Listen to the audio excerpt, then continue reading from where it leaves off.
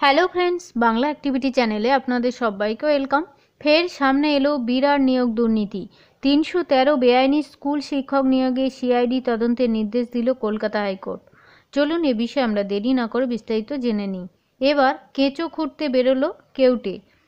জিটিএতে 313 বেআইনি স্কুল শিক্ষক নিয়োগের ঘটনা সামনে এলো। সিআইডি তদন্তের নির্দেশ দিল কলকাতা। মুর্শিদাবাদে গোটা হাই স্কুলে নিয়োগ দুর্নীতির তদন্তে নেমে জিটিএতে স্কুল শিক্ষক নিয়োগ নিয়ে ব্যাপক দুর্নীতির সন্ধান পাওয়া গেল। নাম জড়ালো জেলবন্দি মন্ত্রী জ্যোতিপ্রিয় মল্লিক ও 3 জন যুব তৃণমূল নেতার। অভিযোগ অস্বীকার করেছে তাদের মধ্যে 2 জন। আদালতে দাবি করা হয়েছে, গোটা হাই স্কুলে নিয়োগ দুর্নীতির তদন্ত করতে নেমে একটি চিঠি হাতে আসে। সেই চিঠি থেকে জিটিএতে নিয়োগ দুর্নীতির কথা জানতে পারা যায়। চিঠিতে তৃণমূল ছাত্র পরিষদ নেতা প্রান্তিক চক্রবর্তী এক জিটিএ কর্তার ফোন নাম্বার পাওয়া যায়। তাদের মধ্যে কথোপকথন থেকে জানা যায়, জিটিএতে 313টি পদে তৃণমূল নেতাদের সুপারিশের ভিত্তিতে নিয়োগ হয়েছে। এই দুর্নীতিতে তৃণাঙ্কুর ও বুবাই বসু যুক্ত বলে আদালতের দাবি করা হয়েছে। এই অভিযোগের ভিত্তিতে সিআইডি এই ঘটনায় তদন্ত ভার দিয়েছেন বিচারপতি বিশ্বজিৎ বসু।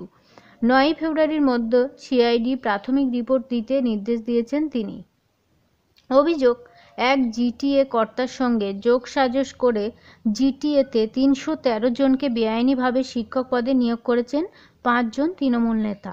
অভিযোগ উঠেছে, পার্থ চট্টোপাধ্যায়ের তৃণমূল ছাত্র পরিষদের সভাপতি তৃণাঙ্কুর ভট্টাচার্য, সহসভাপতি প্রান্তিক চক্রবর্তী, হাবড়া পুরসভার জ্যোতিপ্রিয়র ঘনিষ্ঠ কাউন্সিলর বুবাই বোস ও আরও এক শীর্ষ তৃণমূল নেতার বিরুদ্ধে।